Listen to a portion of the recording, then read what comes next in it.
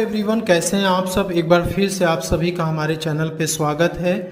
GST में registered हर एक person को जीएसटी के कुछ कंप्लायंसेस होते हैं जो उसे पूरे करने होते हैं। यदि आप जीएसटी में एक रेगुलर स्कीम में रजिस्टर्ड हैं तो आपको जीएसटी के रिटर्न फाइल करना अनिवार्य है। तो सबसे पहले तो आपको अपना यूज़र आईडी और पासवर्ड यहाँ पे इंटर करके लॉगिन हो जाना है। लॉगिन होने के बाद आपके सामने ये डैशबोर्ड ओपन होकर के आ जाता है। तो आपको GSTR1 फाइल करना है तो आप रिटर्न डैशबोर्ड पे यहाँ पे क्लिक करेंगे। क्लिक करने के बाद आपको यहाँ पे अपना जो भी है फाइनेंशियल ईयर सेलेक्ट करना है, जो 23-24 ही रहेगा। क्वार्टर आपको सेलेक्ट करना है। यदि आप मंथली बेसिस पे करेंगे तो यहाँ मंथ जो है शो करेगा, ठीक है। तो हम क्वार्टरली बेसिस पे करने जा रहे हैं, तो लेट्स से दैट कि हम जुलाई मंथ का कर रहे हैं, ठीक है। तो हम यदि आपका जून वाला होगा तो आप जून वाला यहाँ पे सेलेक्ट करके आप कर सकते हैं, ठीक। क्योंकि जून की ये GSTR1 फाइल हो चुकी है, इसलिए हम आपको जुलाई वाला ही करके दिखा सकते हैं। तो यहाँ जुलाई आप सेलेक्ट करेंगे। इसके बाद यहाँ पे आप देख सकते हैं कई सारे टैब ओपन होके आ जाते हैं। तो यहाँ पे आप देख सकते हैं ये GSTR1 के लिए टैब है और यहाँ पे आपका जो ITC वगैरह आता है ये GSTR2A में आता है और फिर 13 तारीख के बाद इसमें अपडेट हो जाता है, ठीक है। तो हम यहाँ पे GSTR1 को प्रिपेयर कर रहे हैं, तो प्रिपेयर ऑनलाइन पे आपको क्लिक करना है और यहाँ पे आने के बाद आपको यहाँ पे ऐड रिकॉर्ड डिटेल्स आपको क्लिक करना है। यहाँ पे आपको ऐड करना है B2B इनवाइसेस। तो यहाँ पे आप क्लिक करेंगे और क्लिक करने के बाद आपको यहाँ पे ऐड रिकॉर्ड पे क्लिक करना है, ठीक है। ऐड रिकॉर्ड पे क्लिक करने के बाद यहाँ पे आपको पार्टी का जो GST नंबर है वो आपको यहाँ पे इंटर करना है। जैसे मैंने आपको यहाँ पे बताया था, यहाँ पे जो पार्टी है उसका GST नंबर यहाँ पे मेंशन है। तो पार्टी का GST नंबर जैसे ही आप इंटर करेंगे उसका नेम यहाँ पे आ जाएगा और उसके बाद इनवाइस नंबर आपको यहाँ पे इंटर करना है, जो कि आपके इनवाइस से ही मिल जाएगा। तो यहाँ पे आप देख सकते हैं ये इनवाइस नंबर आपको वहाँ पे इंटर करना होगा। इनवाइस नंबर के बाद इनवाइस की डेट, यानी जिस डेट को आपने इनवाइस काटी है उसका डेट इंटर करना होगा। यहाँ पे टोटल इनवाइस वैल्यू आपको इंटर करनी होगी जो आपके इनवाइस में मेंशन होगा। तो टोटल इनवाइस वैल्यू आप नीचे की तरफ जब आएंगे तो यहाँ पे टोटल देखिए होता है 35,400। वो अमाउंट आपको यहाँ पे टोटल इंटर करना है। इसके बाद यहाँ पे आपको प्लेस ऑफ सप्लाई इंटर करना है, मतलब किस स्टेट में आप जो है माल को जो है सप्लाई किए हैं वो स्टेट आपको सेलेक्ट करना होगा। तो जो भी स्टेट आपका होगा आप सेलेक्ट करेंगे।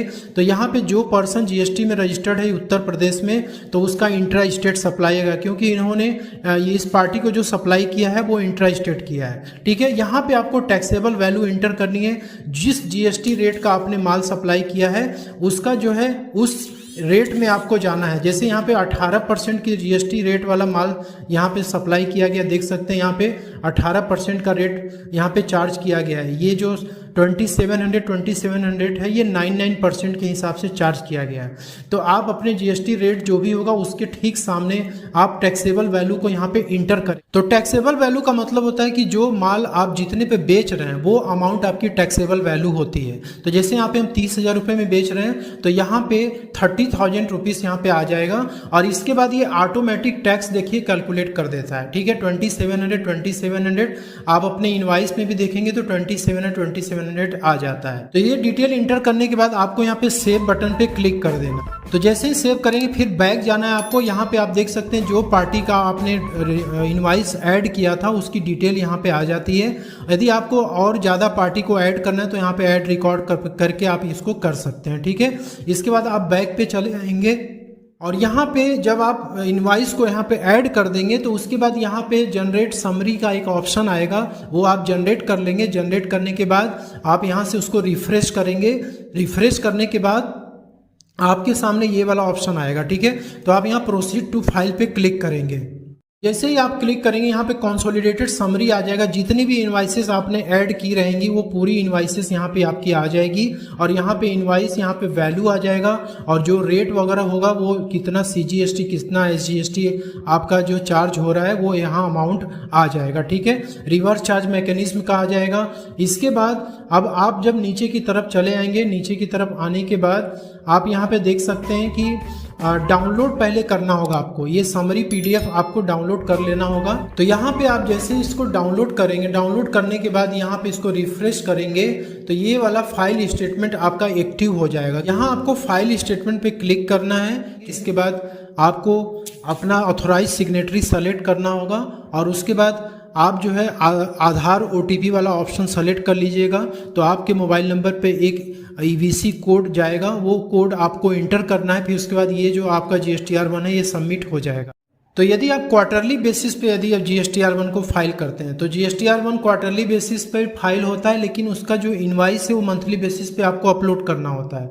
तो जब आप मंथली बेसिस पे करते हैं तो आपको IFF ही यहाँ पे फाइल करना होता है। तो GSTR1 और IFF दोनों एक साथ ही होते हैं। तो यदि आप मंथली बेसिस पे फाइल करते हैं तो GSTR1 ये फाइल होगा, लेकिन यदि आप क्वार्टरली बेसिस पे करेंगे तो IFF यानी इनवाइस फर्निशिंग फैसिलिटी ये आपको मिलेगी, इसी के थ्रू आपको सबमिट करना होगा। तो इस तरीके से आप अपनी GSTR1 को फाइल कर सकते हैं, और इसके बाद GSTR3 भी किस तरीके से फाइल किए थे मैं नेक्स्ट वीडियो में देखेंगे। तो दोस्तों कैसी लगी वीडियो कमेंट बॉक्स में लिख के जरूर बताइएगा। मिलते हैं अगले नेक्स्ट वीडियो में, तब तक के लिए जय हिंद जय Bharat. Thank you so much for watching this.